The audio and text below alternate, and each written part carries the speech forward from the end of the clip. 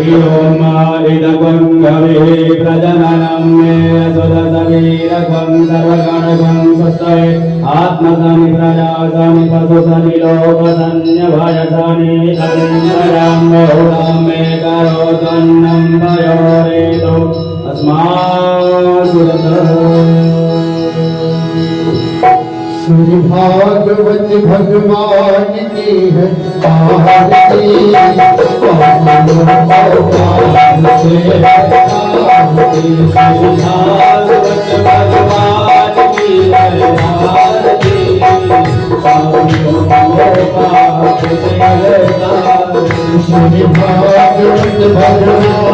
की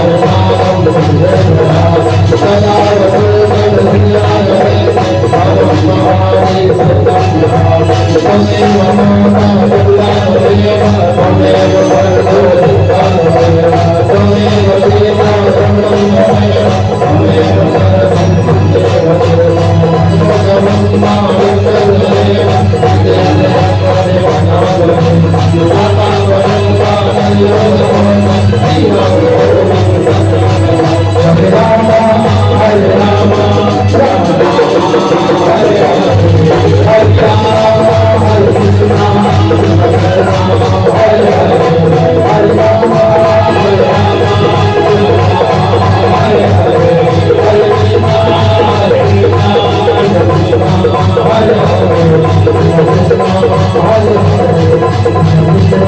हरे गोविंद भगवान की बोले भागवत महापुराण की, बोले गुरुदेव भगवान की, बोले व्यास जी महाराज की, बोले किन्हन भैया की।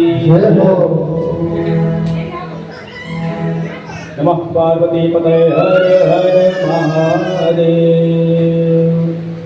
सभी भक्तगण अपने अपने स्थान पर बैठ जाएं और कथा का श्रवण करें।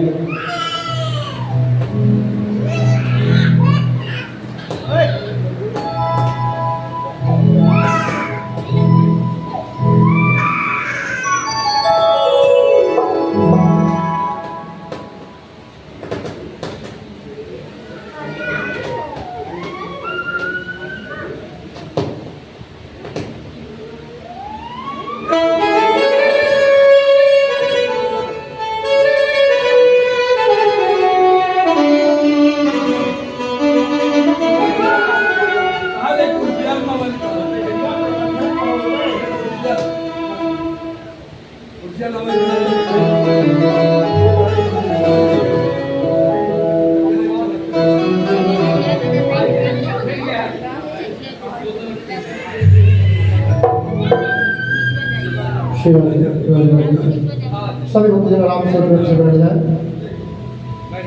पावन कथा पांडाल में आए हुए सभी भक्तों का हृदय से स्वागत। और आप सब अपना यथा उचित स्थान लेकर के प्रेम से बैठ जाए। बड़ी ही सुसज्जित व्यवस्था की गई है। आप सब प्रेम से पावन कथा को श्रवण करें। पावन माँ किन्हन भवानी के पावन संरक्षण में, पावन परिसर में श्रीमद् भागवत कथा ज्ञान गंगा को आप सब श्रवण कर रहे हैं। प्यारे भक्तों, जो भी भक्तजन पधारे हैं उनसे निवेदन है कि आप सब प्रेम से अपने स्थान पर बैठ जाएं, क्योंकि कथा सुचारू रूप से हो सके तो समस्त भक्तजनों से निवेदन पूरा करेंगे कि आप सब अपने स्थान पर बैठ जाएं और 12 श्री के पावन मुखारविंद से श्रीमद् भागवत कथा का अनुस्मरण करें। आज कथा का द्वितीय दिवस है। प्यारे भक्तों, आइए समस्त भक्तजनों की ओर से, समस्त संतों की ओर से, समस्त क्षेत्रवासियों की ओर से, नगरवासियों की ओर से महाराज श्री से निवेदन करते हैं कि आप अपने पावन मुखारविंद से श्रीमद् भागवत कथा का अनुस्मरण हम सभी भक्तों को कराएं। जय श्री राधे, जय श्री श्रीराम।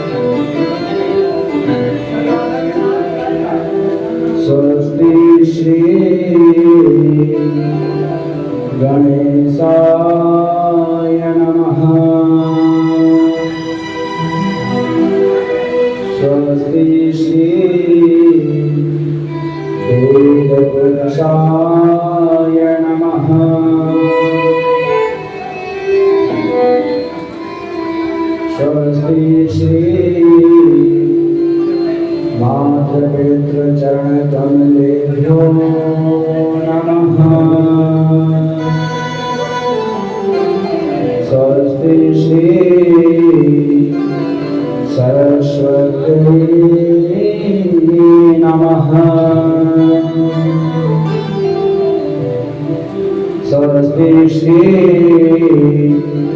गुरुचरणकमलेभ्यो नमः।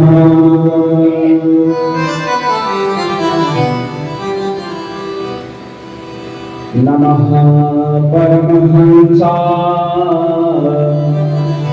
स्वादित चरण कमल चिन्मयाय भक्त श्रीवासाय श्री रामचंद्राय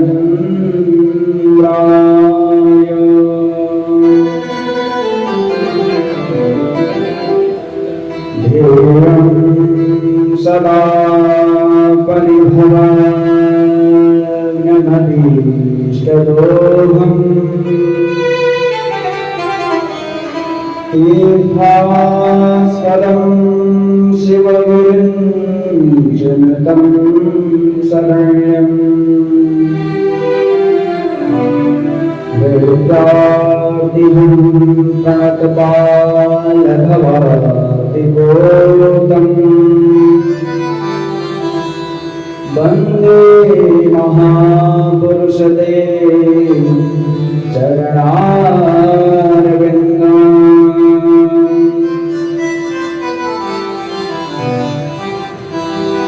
वंशी विभूषितकरा नवनीरदाभा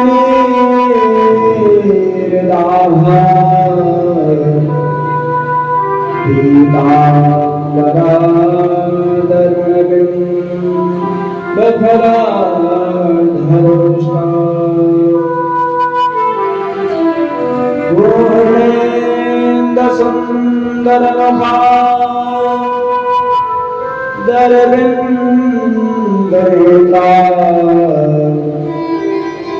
कृष्णाम्बरं किमपि तमहं न जाने।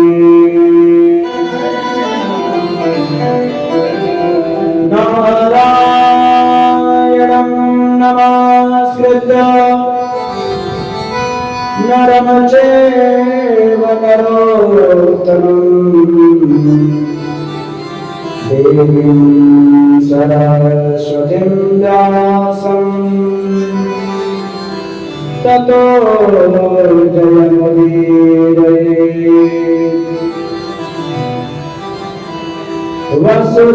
वसुदेवसुतं देवं कंसचारूरमर्दनं देवकी परमानन्दं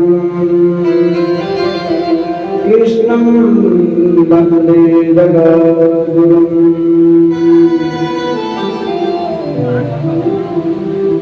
गुरुर्ब्रह्मा गुरुर्विष्णु गुरुर्देवो महेश्वरः गुरुर्साक्षात् परं ब्रह्म तस्मै श्री गुरवे नमः। अखण्डमण्डलाकारं व्याप्तमेन चराचरम् तदपदं दर्शितं येन तस्मै श्री गुरुवे नमः।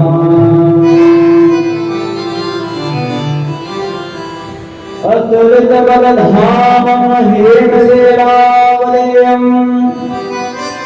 दनद्वनकृशानं ज्ञाननामग्रणं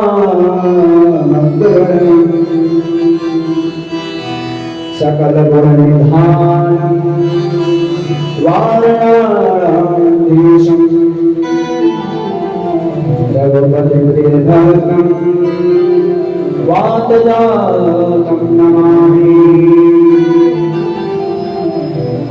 जय जय श्री राधा रमण जय जय नवल किशोर जय चोर प्रभु जय जय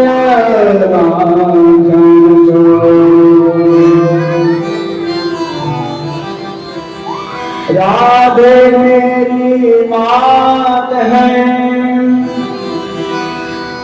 पिता मेरे घनश्याम इन दोनों के चरणों में मेरा कोटि कोटि प्रणाम मेरा कोटि कोटि प्रणाम।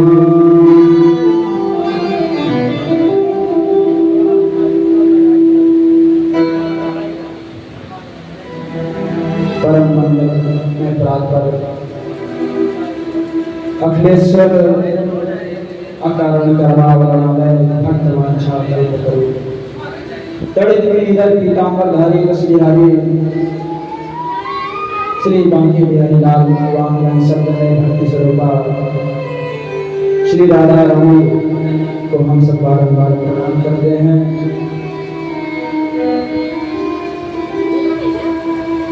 एवं सो दूर दूर से पधारे हुए भक्ति स्वरूपा हमारी माताएं गौरव स्वरूपा हमारी बहनें के हृदयाकाश में विराजमान श्री राधा माधव के श्री चरणों में इस दास का कोटि कोटि प्रणाम।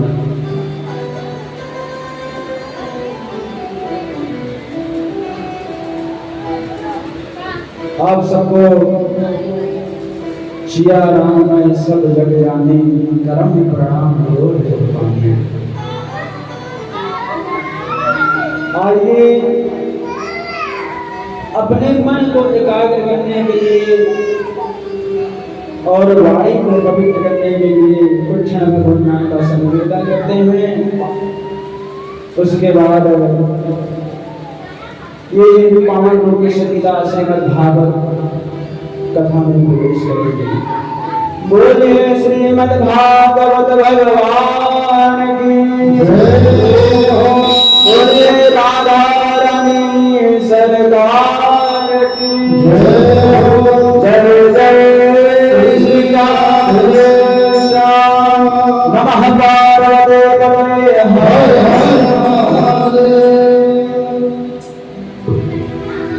जय जय राधा रमण हरि बोल जय जय राधा रमण हरि बोल जय जय राधा रमण हरि बोल जय जय राधा रमण हरि बोल जय जय राधा रमण हरि बोल जय जय राधा जय जय राधा रमण हरि बोल जय जय राधा रमण हरि बोल जय जय राधा रमण हरि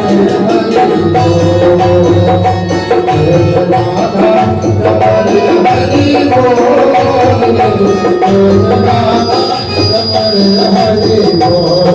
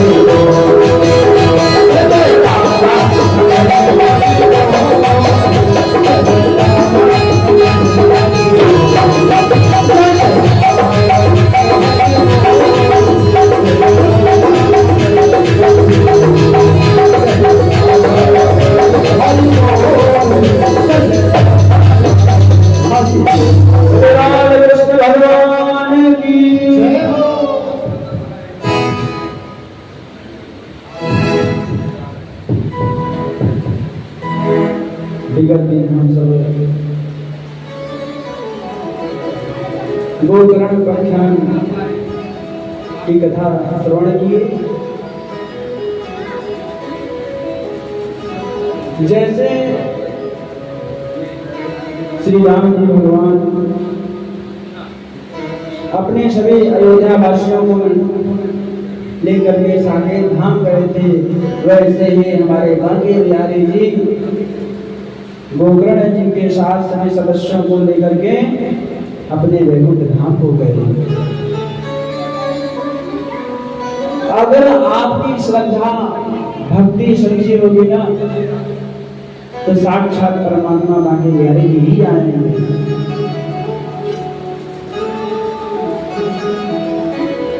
और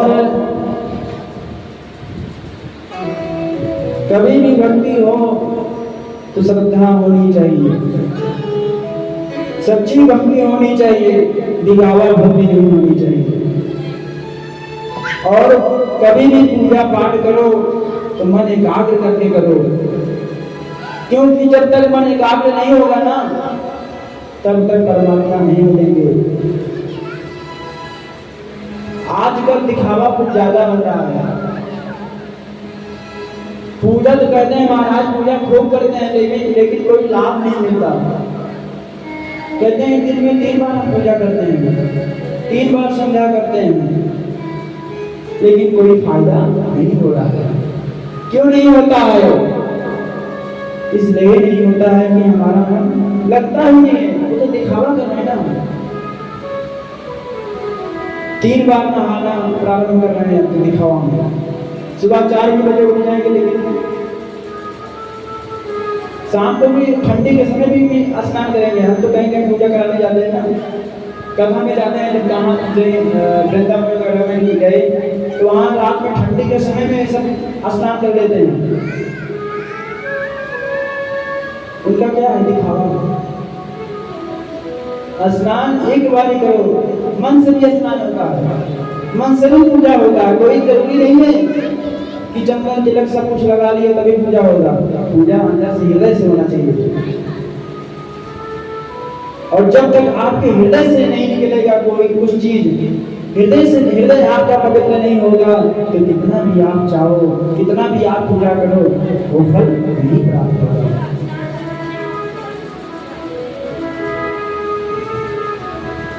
तो कभी भी पूजा करो तो मन एकाग्र करके करो, और जब मन एकाग्र ना हो तो कुछ भगवान नाम का संकीर्तन कर लीजिए, उससे क्या होगा? आपका मन एकाग्र हो जाएगा। मन एकाग्र तो होगा ही, साथ साथ आपकी वाणी भी पवित्र हो जाएगी, क्योंकि ये वाणी जो है ना, इसी वाणी से सब कुछ हो सकता है।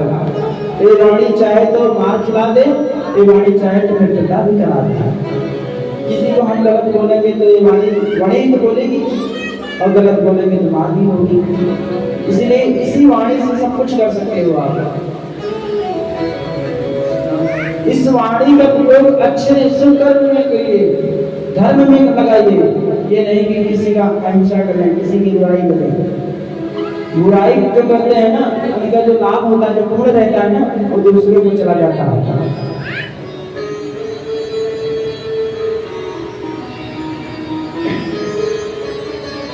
तो आज से संकल्प कर लीजिए कि हम किसी की बुराई नहीं करेंगे। बुराई मत कीजिए। और उसके बाद हम भक्ति कैसे करते हैं जानते हैं?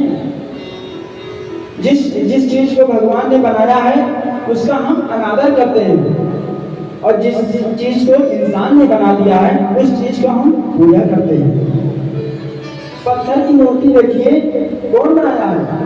शिल्पकार ने है, इंसान ही तो बनाया है ना, लेकिन कितना पूजा पाठ करते हैं।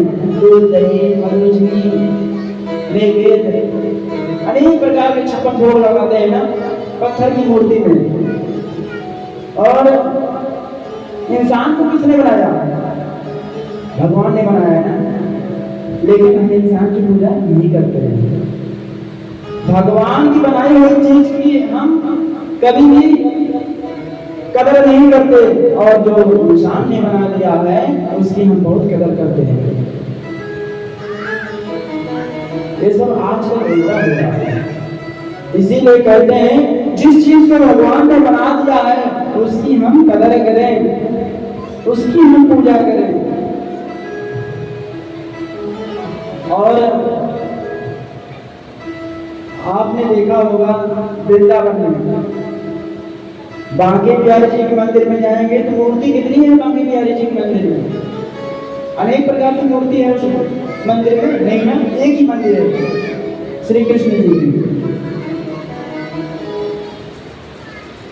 प्रेम मंदिर जाओगे वहां भी एक ही मंदिर है, एक ही मूर्ति है, एक ही भगवान है।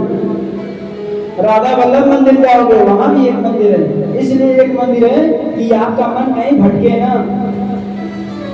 ज्यादा देवी देवता रहेंगे, ज्यादा मूर्तियां रहेंगी तो आपका मन भटक जाएगा कि इनको चढ़ाएं तो उनको चढ़ाएं ना। कहीं कहीं जाओगे और वहाँ सारे देवी देवता, बहुत देवी देवता रहेंगे और आपके पास मीठा कितना होगा? 100 ग्राम, 200 ग्राम, 1 किलो होगा ना। अब 1 किलो मीठा आप कहाँ चढ़ाओगे? अब पूरा नहीं हटा आपका मीठा तो आपका मन चिंतित रहेगा हमेशा, अरे क्यों वो देवी जी छूट गई, वो भगवान जी छूट गए, उनको नहीं खिला पाए, उनको नहीं चढ़ा पाए।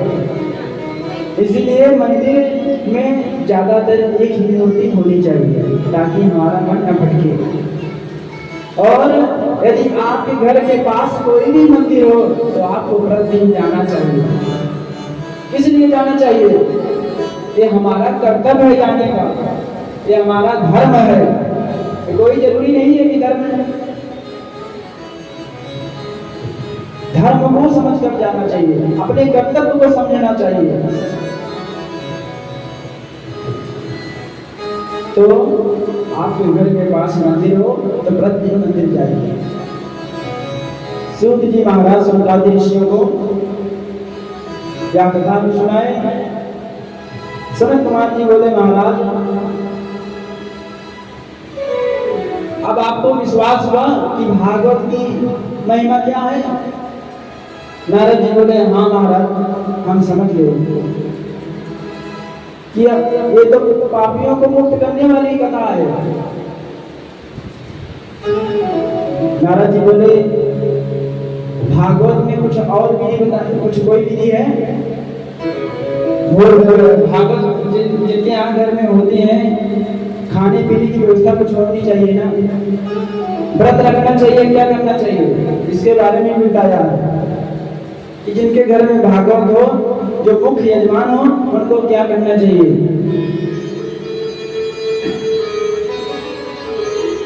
और आजकल भागवत कराने में बहुत से लोग डरते हैं कि भैया बहुत पैसा लगेगा, कैसे हम कर पाएंगे ना। यही डर लगता है ना कि पैसा खूब लगता है भागवत जी कराने में। आपने क्या देखा नहीं है कि जो गरीब घर की कन्या होती है क्या उनका विवाह कभी नहीं होता है? गरीब घर की कन्या का भी विवाह होता है। और जो गरीब रहता है वो अपनी स्थिति के अनुसार वो खर्च करता है, उसके पास जितना रहता है उतना ही वो खर्च करता है। तो कोई जरूरी नहीं है कि आडंबर फैलाओ, 10-20 लाख रुपए पैसा फेंको, कोई आवश्यकता नहीं है। आप अपने अनुसार, अपनी परिस्थिति के अनुसार आप कार्य कीजिए। हमारे पास 50,000 है, हम इतनी नहीं करेंगे, अपने अनुसार कीजिए, अपनी स्थिति को देखते हुए कीजिए। देवज्ञं समाहूय बहुरत्नं प्रेक्ष्यग्रन्थः विवाहे यादृशं विद्यां तादृशं।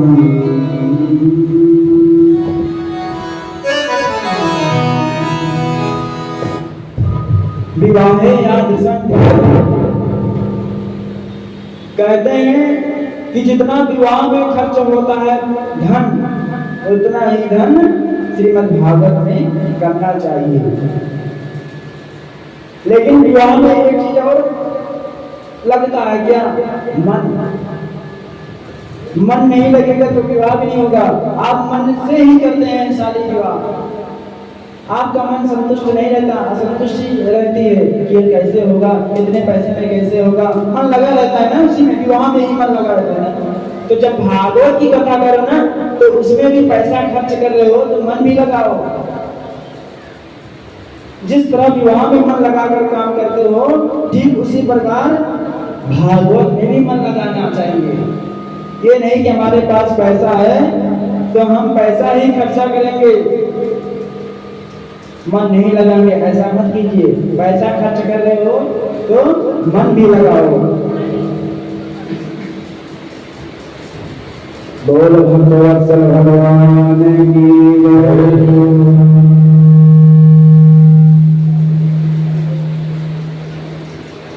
सूत जी महाराज शब्दावली बताते हैं। जो इस भागवत को प्रतिदिन सुनता है, श्रवण करता है और भगवान के श्री धाम को जाता है और भगवान के श्री चरणों में उसकी रति हो जाती है। और यदि जो श्रोता है निष्काम रूप से कथा सुन रहे हैं तो पंडित जी को बुला करके मुहूर्त पूछना चाहिए, किस तिथि में करना चाहिए। 6 महीने बताए गए दक्षिणायन के कि इस महीने में भागवत की कथा करानी चाहिए, बहुत शुभ माना गया है। भाद्रपद में कथा होनी चाहिए, अश्विनी में होनी चाहिए, कार्तिक में होना चाहिए भागवत की कथा, और मार्गशीर्ष में होना चाहिए, आषाढ़ में होना चाहिए और श्रावण में। ये 6 महीने दक्षिणायन के बताए गए, बहुत शुभ माने जाते हैं भागवत की कथा के लिए। और आगे विधि बताई गई है कि दूर दूर तक निमंत्रण भी भेजना चाहिए। भागवत की कथा यदि आप करा रहे हैं तो सबको निमंत्रण भी देना चाहिए। निमंत्रण पत्र के लिखने का भी तरीका बताया है, विधि बताई है। और कथा का उत्तम स्थान भी बताया है कि कहाँ करना चाहिए कथा। सर्वप्रथम कथा तो तीर्थ में करना चाहिए, तीर्थों में, प्रयागराज में करना चाहिए। यदि वहां नहीं कर पा रहे हो तो वन में करना चाहिए, और वन में नहीं कर पा रहे हो तो शरणं गतम्, गृह में, घर में करना चाहिए। लेकिन जहां करो वहां स्थान पर्याप्त होना चाहिए, क्योंकि जहां कथा होती है भागवत जी की ना, वहां पर गंगा यमुना सरस्वती अनेकों नदियां आती हैं और सभी देवी देवता आते हैं, साक्षात भगवान जी भी आते हैं कथा सुनने के लिए। और दिव्य वेदी बनाना चाहिए, ब्रह्म वेदी बनाना चाहिए, और वेदी के पास एक बांस को लगाना चाहिए, 14 ग्राम फले, 14 भगवान का भी उसमें आवाहन करना चाहिए। और उसके साथ साथ वर्ण पंचविप्राणाम, 5 ब्राह्मण का, वक्ता के साथ साथ 5 ब्राह्मण का वर्ण करना चाहिए। और जब तक कथा चले, 7 दिन तक कथा चलती है तो 7 दिन तक नियम है कि जो वक्ता है वो भी जमीन पर लेटे और जो श्रोता हैं वो भी जमीन पर लेटे। और खाने की भी व्यवस्था बताई है कि जो वक्ता है वो भी पत्तल में खाएं और श्रोता भी पत्तल में ही खाएं, थाली की सोने की आवश्यकता नहीं पड़ती उसमें। और जो व्यास गद्दी पर बैठे,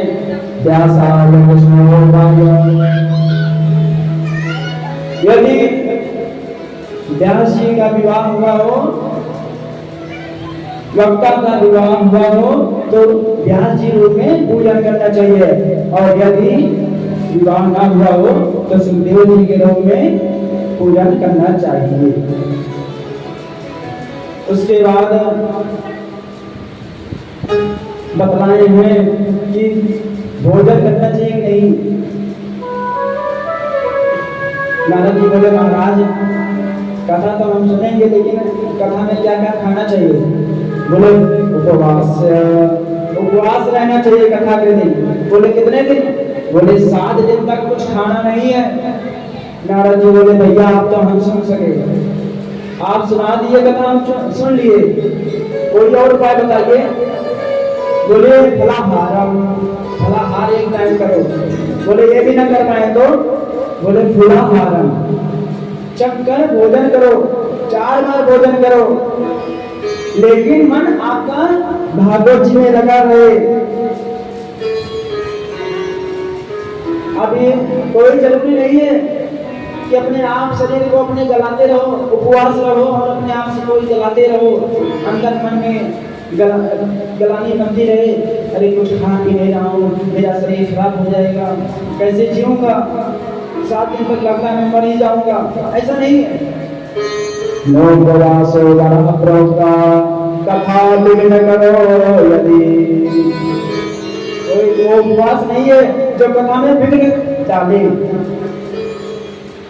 भोजन 5 बार करो, लेकिन मन आपका लगे कथा में।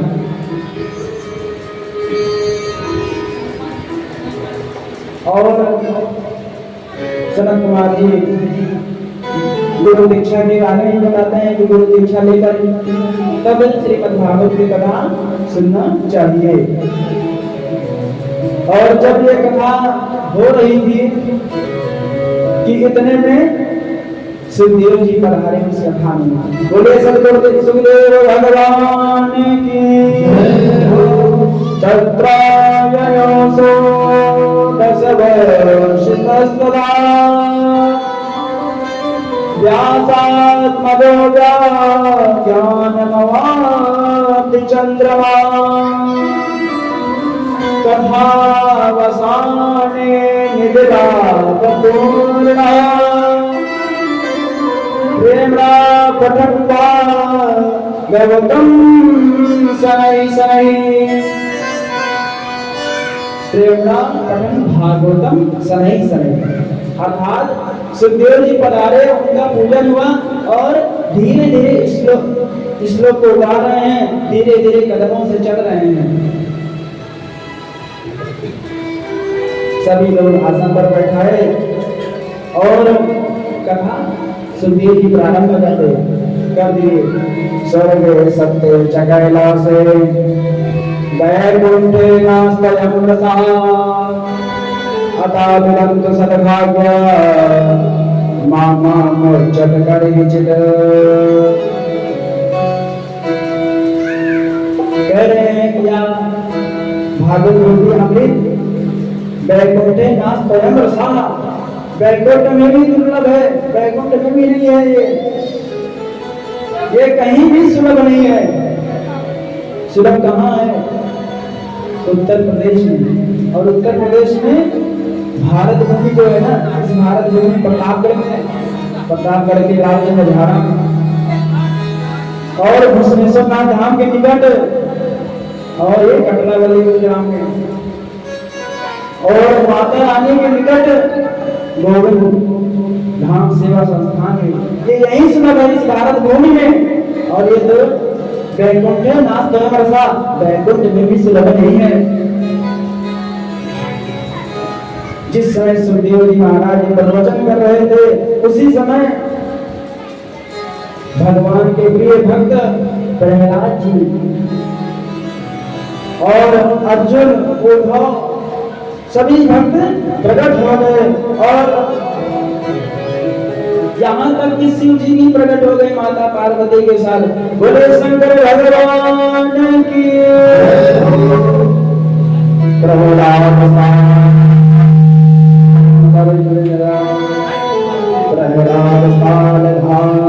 तरल गति दया चौदधारी पीड़ाधारी सरल सरल सतलया राग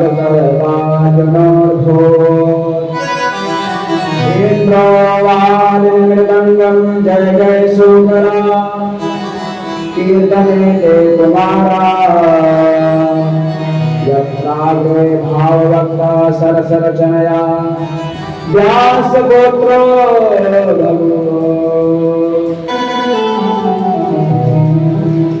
प्रहलाद जी का ताल बजाने लगे और उद्धव जी मंजीरा बजाने लगे, नारद जी वीणा बजाने लगे, अर्जुन अलापने लगे, इंद्र जी मृदंग बजाने लगे, नाच गाना चलने लगा, संकीर्तन होने लगा।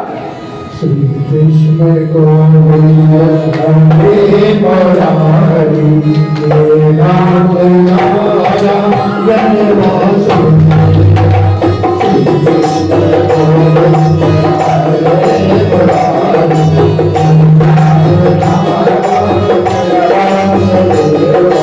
हे नाथ नारायण वासुदेवा, हे नाथ नारायण वासुदेवा, हे नाथ नारायण वासुदेवा, हे नाथ नारायण वासुदेवा। श्री कृष्ण गोविंद हरे मुरारी,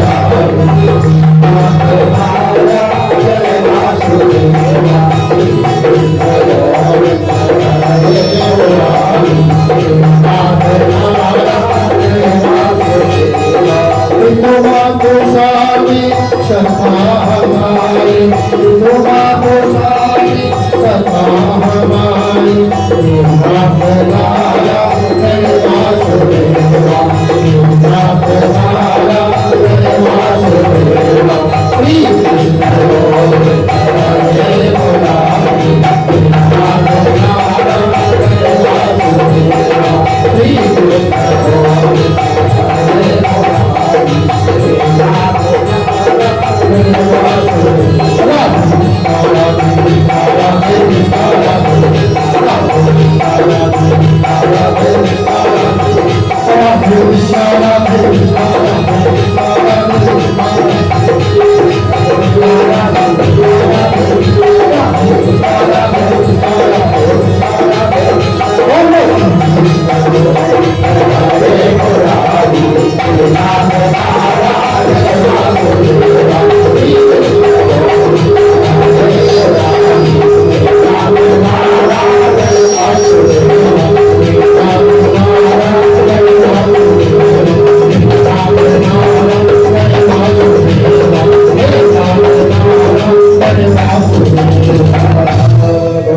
वत्सल भगवान की जय हो। नारद जी सभी लोग बैठ करके प्रणाम किए भगवान को। भगवान जी बोले बाकी बिहारी जी ने कहा मांगो वरदान, हम आप सबसे प्रसन्न हैं। तो सभी लोग प्रार्थना किए, प्रभु जिस प्रकार आज आपने यहाँ दर्शन दिया है, ठीक उसी प्रकार कहीं भी कथा हो तो आप सब अपने इसी परिकर के साथ उस कथा में पधारा करें। तभी से भगवान जब कथा होती है ना, चाहे कोई श्रोता आए या ना आए, लेकिन बाकी बिहारी जी अपने परिकर को लेकर के कथा में सम्मिलित होते हैं। इस प्रकार से ये 6 अध्यायों में कथित पद्म पुराण द्वारा भागवती महिमा बताई गई है। असारे संसारे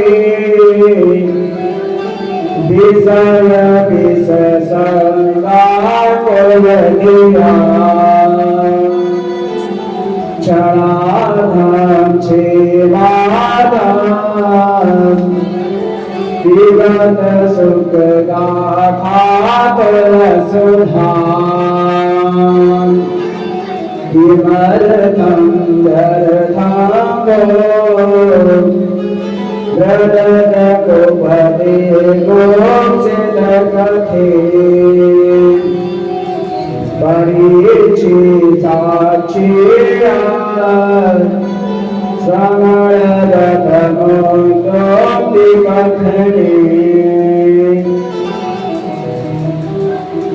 इस आसार संसार के पीछे क्यों भटक रहे हो? एक एक क्षण, आधा आधा क्षण आपका कटता हुआ चला जा रहा है। इसीलिए एक एक क्षण, एक एक समय निकाल कर के गोविंद का नाम लेते रहें। ये शरीर कब छूट जाए इसका कोई भरोसा नहीं है। जो पद्म पुराण की कथा सुनता है वो भगवान के परम धाम को जाता है और गोविंद के श्री चरण में उसकी रति हो जाती है। बोल भगवत्सल भगवान की जय। भोला बाल तोता हो छोड़ के जाए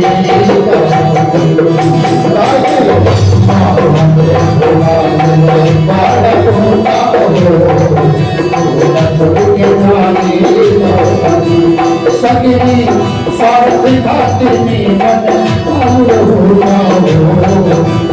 सगरी स्वार्थ खातिर में मन होता छोड़ के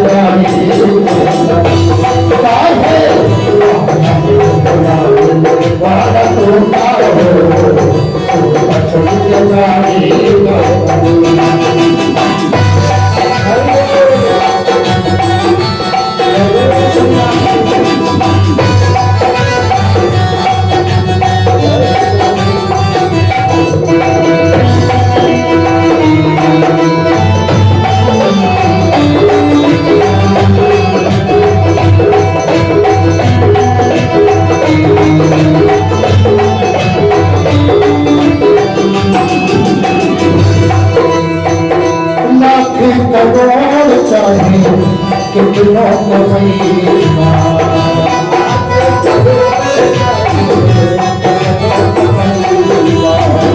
लाख करोड़ चाहिए कितनों को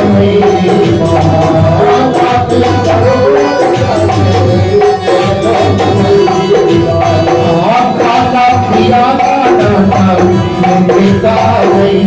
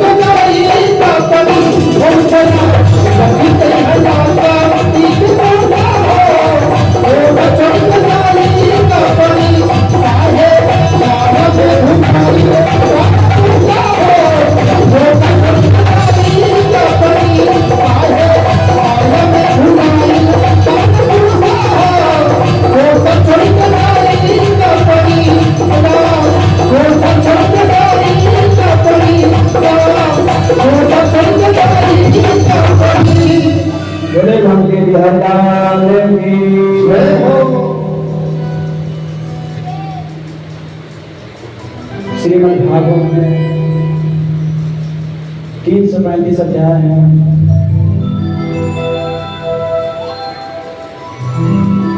आज प्रथम दुष्कर्म में प्रवेश कर रहे हैं। जो भागवत है ना,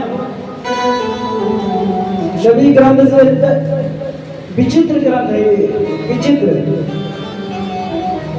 विचित्र कैसे हो गया?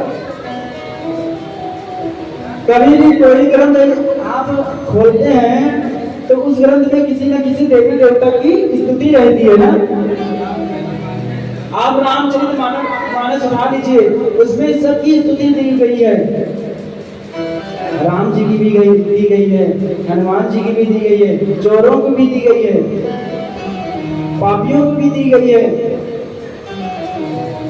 राम जी के सारे परिवारों की दी गई है। सबकी देवी देवता, जितने देवी देवता हैं, सबकी स्तुति है उसमें। कोई भी ग्रंथ खोलेंगे तो किसी न किसी देवी देवता की स्तुति रहेगी उसमें। लेकिन एक भागवत है ना, इसमें किसी देवी देवता की स्तुति नहीं करते हैं व्यास जी। बड़ा विचित्र है। जन्मादस्य यतोऽन्वयादितरतश्च चाभिर्षविद्याक्षरात् तेने ब्रह्महृदायादिकवये मह्यन्त्या सोदया तेनोवारिमृदां यथा विनिमयो यत्र त्रिसर्गो वृषा भावना सेन सदा विरस्तकुहकं सत्यं परं धीमहि सत्यं परं धीमहि। जन्मादस्य यतोऽन्वयादितरतः, जो इस संसार का पालन, सृजन और संहार करते हैं, ऐसे परमात्मा को हम सत्यम परम धीमहि, ऐसे सत्य परमात्मा को हम बार-बार प्रणाम करते हैं। बार-बार प्रणाम कर रहे हैं, लेकिन एक बार भी नाम नहीं ले रहे हैं कि कृष्णम परम धीमहि, रामम परम धीमहि नहीं बोल रहे हैं। अगर रामम परम धीमहि बोलते तो जो कृष्ण भक्त है ना, वो कहते लगता है मेरा ग्रंथ नहीं है, इसलिए मेरे भगवान का नाम नहीं आया। और यदि कृष्णन परम धीमहि बोलते तो कहते, जो राम भक्त हैं कहते भैया हमारे प्रभु का ग्रंथ नहीं है। इसलिए व्यास जी ने इसमें क्या कर दिया है? सत्यम परम धीमहि। इसमें देखिए, इसमें भी छंद कहीं गलत नहीं हुआ। और रामम परम धीमहि, कृष्णम परम धीमहि बोलते ना, तो उसमें भी छंद गलत ना होता। सत्यम परम धीमहि, सत्य कौन है? सत्य परमात्मा है। अब परमात्मा तो सभी है। जन्मादस्य यतोऽन्वयादितरतश्च चाभिर्षविद्याक्षरात् तेने ब्रह्महृदाय आदिकवये। आदिकवये, ब्रह्मा जी को जो वेदों का ज्ञान दिया, ऐसे परमात्मा को हम बारंबार प्रणाम करते हैं। भागवत शब्द जो है ना, 4 अक्षरों से बना हुआ है। भागवत, भा माने भक्ति, ज्ञा माने ज्ञान, वा माने वैराग्य, ता माने तुरंत या तत्व। जो भक्ति, ज्ञान, वैराग्य को तुरंत उत्पन्न कर दे, वही है भागवत। जो भा शब्द है ना, एक भाव का संकेत दे रहा है, भाव। और जो वह शब्द है वो वैराग्य का संकेत दे रहा है। और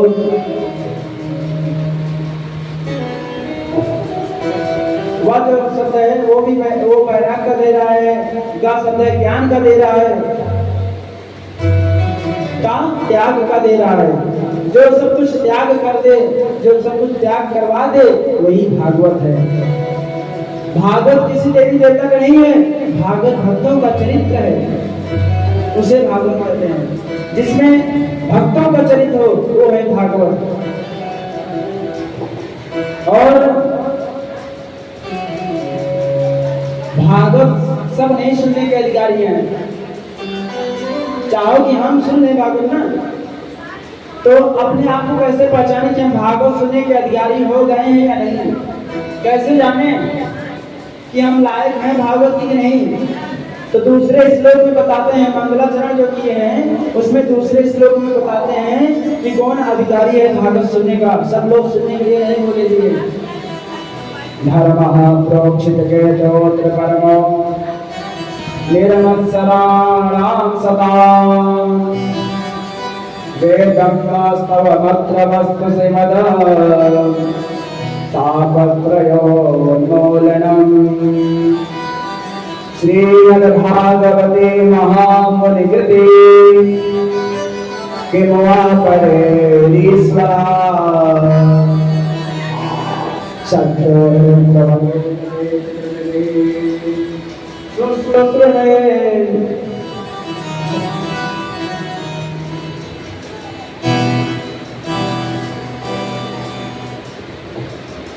धर्म प्रोचित वेदोत्र परमो निर्मत्सराणाम, जिसके अंदर से निर्मत्सर निकल जाए वही कथा सुनने के अधिकारी हैं, और सब नहीं सुनने के अधिकारी हैं। और जब तक आपके अंदर निर्मत्सर रहेगा, निर्मत्सर मतलब दूसरे की हिंसा, दूसरे की बुराई, दूसरे का सुख देख करके अपने आप दुख हो रहे हैं, दुखी हो रहे हैं, ये सब जिस दिन निकल जाएंगे आपके अंदर से ना, उस दिन आप अधिकारी हो जाएंगे भागवत सुनेंगे। जब सुखदेव जी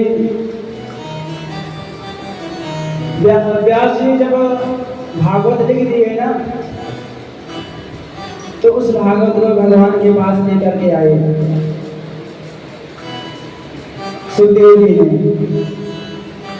भागवत को लेकर के आए तो भगवान को दिखाए कि देखिए प्रभु, हमने भागवत लिख दिया है। वही भगवान के पास, नारायण के पास लक्ष्मी जी खड़ी थी, बोले इसमें तो हमारा नाम ही नहीं आया। तो वहीं पर सबसे पहले श्री लगा दिए, तभी जाकर के श्रीमद् भागवत बना। पहले भागवत था, बाद में श्री लगा। भागवत को पुराण नहीं कहते हैं, पुराण में 5 लक्षण पाए जाते हैं। भागवत को महापुराण कहते हैं, महापुराण में 10 लक्षण पाए जाते हैं। अत्र सर्गो विसर्गश्च अस्थानं पोषणमोदया, इसमें 10 लक्षण पाए जाते हैं। पुराण वही है जो कथा आपको प्रतिदिन नई नई लगे, वही पुराण है।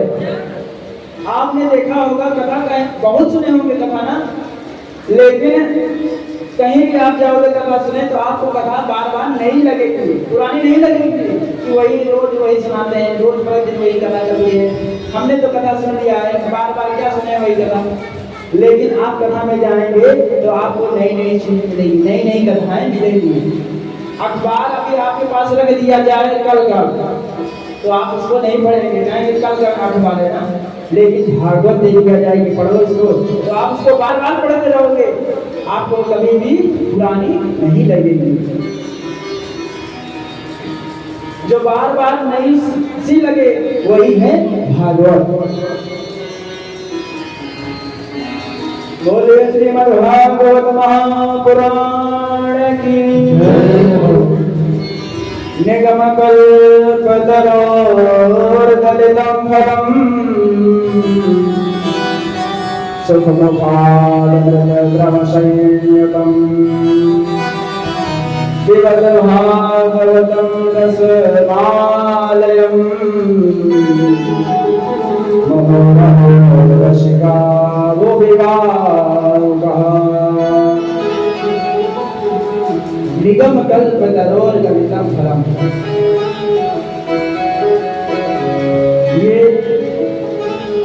भागवत निगम कल्पतरो फलितं फलम।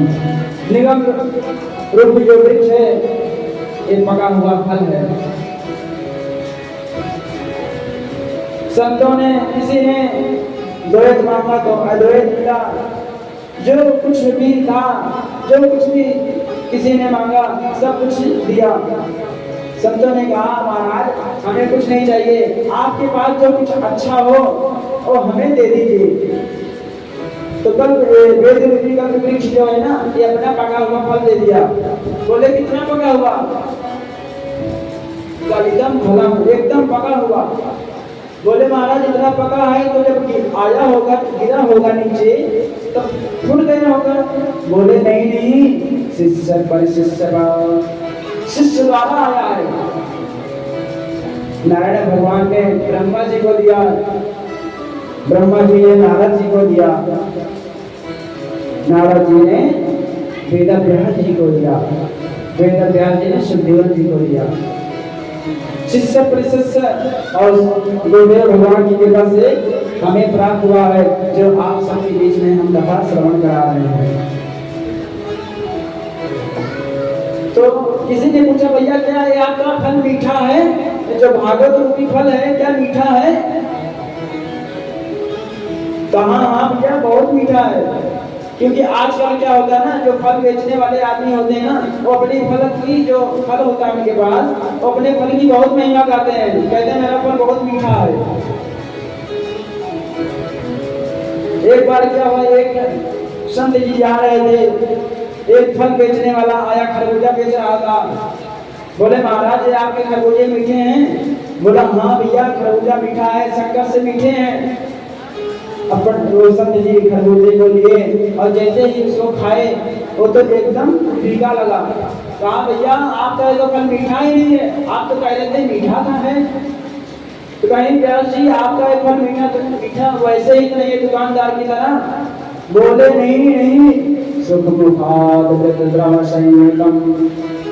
परमाण है, सुख रूपी तोते का मुख लग गया है। लेकिन कोई जरूरी नहीं है कि तोता मुख मार दे तो ये मीठा हो जाए। मीठा तो पहले ही था, तोता वहीं पर टोंट मारता है जो चीज मीठा होता है। भागवत तो पहले से ही मीठी थी और उसमें सुखदेव रूपी तोते का मुख लग गया, इसीलिए भागवत और मीठा हो गया। बोले श्रीमद् भागवत भगवान की नेम से निमिच्छेत्रे ऋषयासनकादया सत्रं सदाय लोकाय सहस्र समासुत। वही नैमिषारण्य की पावन भूमि है जहाँ सूर्य जी गंगा और शौनकादि 88,000 ऋषि मुनि श्रोता के रूप में विराजमान है। कथा वहीं पर प्रारंभ होती है नैमिषारण्य में। सत्रम सर्वाय लोकाय। आज ऋषि मुनि सभी लोग जल्दी जल्दी से उठ करके संध्या वंदन किए, संध्या वंदन करके सूत जी से प्रश्न करते हैं किम श्रेया शास्त्र सारका सावतार प्रियोजना किम कर्म केवतारश्च धर्माकं शरणं गतः। ऋषियों ने 6 प्रश्न किए जिसका उत्तर सूर्य जी ने पूरे भागवत में दिया है। किम श्रेया शास्त्र सारा का, किम श्रेया कि प्राणी मात्र का पहला प्रश्न कर रहे हैं कि प्राणी मात्र का कल्याण कैसे हो, कौन सा यज्ञ करे, कौन सा दान करे, कौन सा पूजा पाठ करे कि उसका कल्याण हो। किम श्रेया शास्त्र सारा का। शास्त्र अनेक हैं और सब अलग अलग विधि बताए हैं, तो हमें शास्त्रों का सार बताइए। हमारा तीसरा प्रश्न है किम श्रेया शास्त्र सारा का सावतार प्रयोजना कि भगवान का अवतार लेने का प्रयोजन क्या था। और हमारा चौथा प्रश्न है किम कर्मः, और भगवान यदि इस पृथ्वी पर इस संसार में आए तो क्या प्रयोजन था, किस लिए आए, किम कर्म, क्या क्या किए, उनकी लीलाओं का वर्णन कीजिए। किम श्रेया शास्त्र सारा का सावतार प्रयोजना, किम कर्म केवतारश्च धर्माकं शरणं गतः। हमारा पांचवा प्रश्न है भगवान का कितना अवतार हुआ। ब्रह्म पुराण में कहते हैं 12 अवतार हुआ, लिंग पुराण में कहते हैं 18 हुआ। तो सभी लोग अपना अलग अलग कहते हैं। कोई कहता है हरि अनंत, हरि कथा अनंता, भगवान का अनंत अवतार हुआ है। तो आप मुझे मुख्य रूप से बताइए कि भगवान का कितना अवतार हुआ है। और हमारा छठवां प्रश्न है कि जब भगवान इस संसार को छोड़कर अपने धाम को चले गए तो धर्म किसी शरण में गया, क्योंकि भगवान स्वयं कहते हैं जब जब होई धर्म की हानि, जब जब होई धर्म की हानि, बाढ़ है असुर जब अभिमानी। राम सिया राम सिया राम जय जय राम, राम सिया राम सिया राम जय जय राम, राम सिया राम सिया राम